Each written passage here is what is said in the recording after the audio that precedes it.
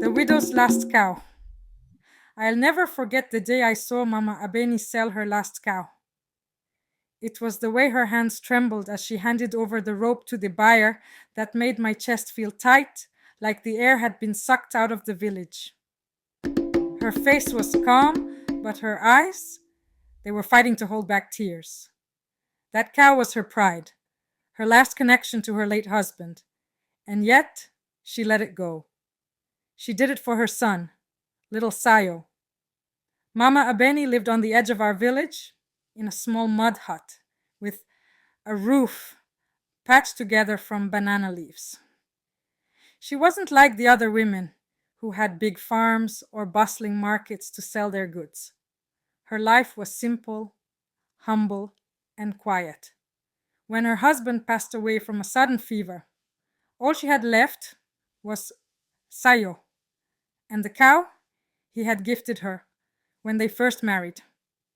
That cow wasn't just any cow, it was her lifeline. It gave milk that she sold in the market, and sometimes, when things got really bad, she'd sell the butter she made with her own hands. But even in the worst of times, she never considered parting with it until that day. It was early morning, and the sun hadn't fully risen yet. I was on my way to the river to fetch water when I saw her standing by the mango tree with a trader from the city. The man was dressed in bright clothes, and his shiny shoes looked so out of place on the dusty village path. He was smiling, counting coins in his hand, but Mama Benny didn't smile back. I hid behind the bushes to watch, my heart pounding. I knew what was happening. The news had spread through the village like wildfire. Mama Benny was selling her cow to send Sayo to the big school in the city.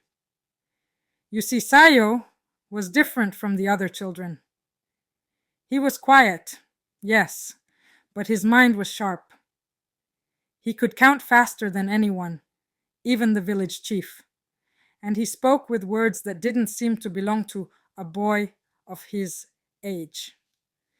People said he had the spirit of a great thinker, and Mama Abeni believed it with all her heart.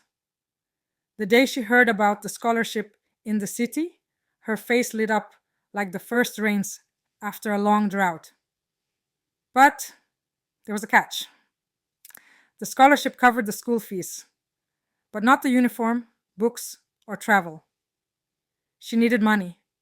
She tried everything first. She sold firewood, harvested wild honey, even worked on other people's farms. But it wasn't enough. The only thing left to sell was the cow. As the trader tied the rope around the cow's neck, Sayo came running out of the hut. He froze when he saw what was happening. Mama, no, he cried, his small hands clutching at her dress. Please, don't sell Bintu. Mama Abeni knelt down and held his face in her hands. Sayo, my son, this is for you, she said, her voice shaking. You will go to the city. You will learn, and you will become someone great.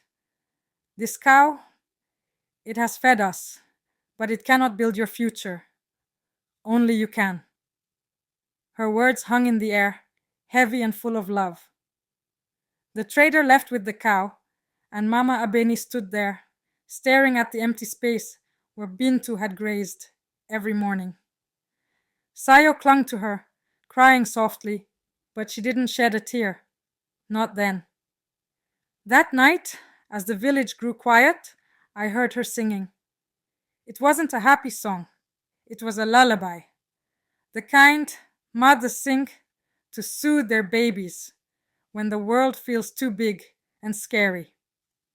I didn't have to look to know she was crying as she sang.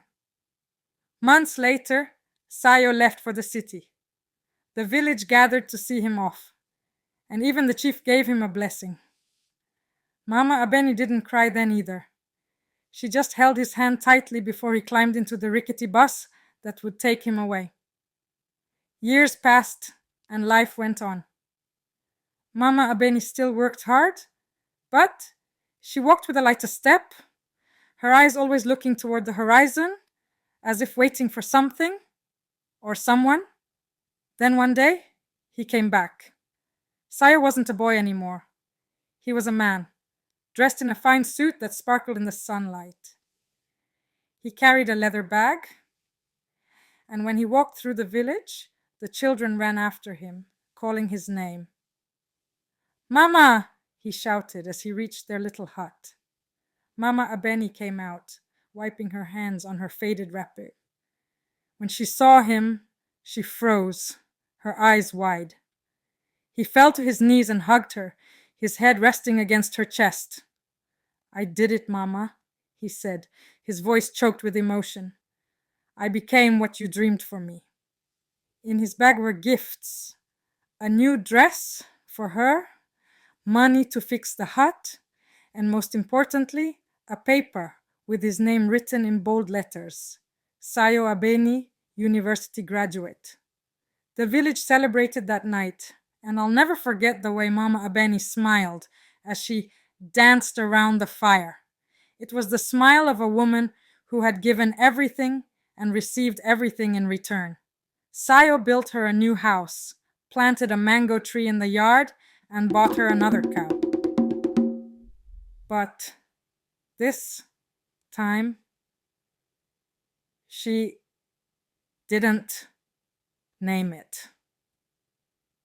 Because some things, she said, can never be replaced. You said,